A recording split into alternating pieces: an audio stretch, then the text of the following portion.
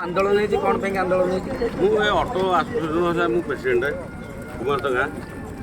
मंडलर जिते सबुतिक जितक आमको देते सुचारू रूपे आमर सब जिन सुचारू रूपे करने ऑटो ठू आरंभ कर गाड़ी घोड़ा पार्किंग ठू आरंभ कर गाँव काजू गछ कटा ठू आरंभ कर सब जिन आम कहते सुधार गाँव जी चाहती लोक आमर फी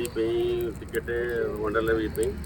जिन कौन जिन पदक नहीं गाँ तरफ जो गादी गछ काटिले 2 कोटी टकर से पैसा मिलनी सब जिन बर्तमान कौन होना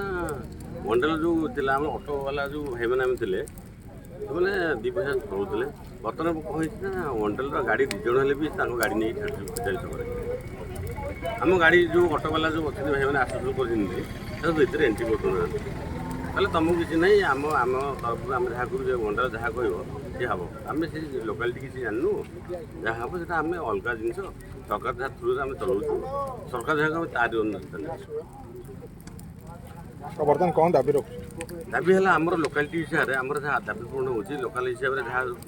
सब जिन जेको जगार जहाँ आसिक लोकालिटी प्रायोरिटी दिया 30% जब प्रायोरिटी जेको जिन हो बाद लोकाल हिसाब से जहाँ आम दाबी दिखाई पूर्ण करना तेणुक जिन आंदोलन जारी रखिए ना आगू आहरी भयंकर कर सरकार मो परिचय मु रंजित कुमार बराल मुझे कुमारपट्ट ग्रामर जड़े बासिंदा आमर ये आज ये आंदोलन करामर किसी दाबी पूरण जोटा रखा जाता कंपानी कंपानी कहला कंपानी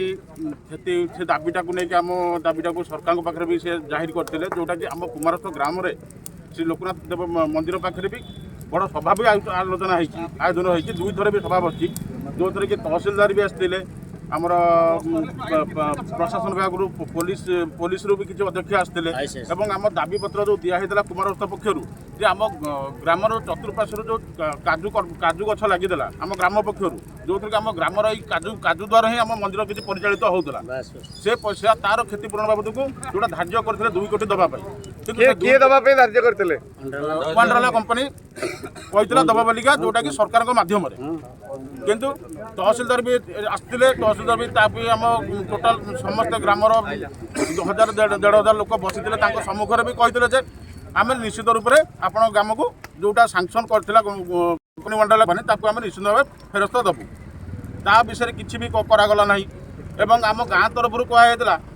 आमर किसी लोक भी आम गाँ लॉयल्टी हिसाब से आमको किसी टिकेट उपर किसी